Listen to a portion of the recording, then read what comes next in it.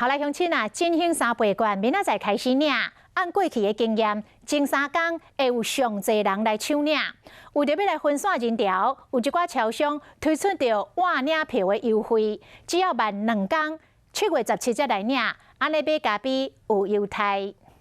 可能在商圈比较多观光客的时候，这边的量会是都是比较多满库存的豆浆。真正差足侪，原本冰箱内底满，爱穿足侪料的，等人客来买。但是即摆你看，无人潮，无啥物人客。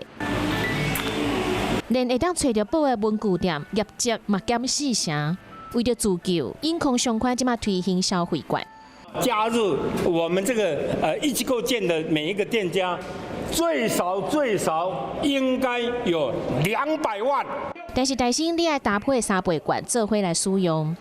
根据经济部的统计，7月12为止，3倍券注文的人数1192万9499人。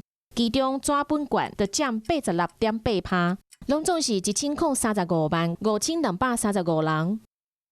7月15号开始呢，就可以到超商来领取3倍券了。不过为了能够分流人潮，有些超商是推出了7月17号再领还能享有咖啡的晚鸟优惠。亲像买一杯送一杯，还是第2杯半价，都是鼓励讲会当分流领券的时间。针对3倍券的运送，大家拢做保留的，拢会有专车配送，嘛有警力和保全，确保3倍券会当安全到位。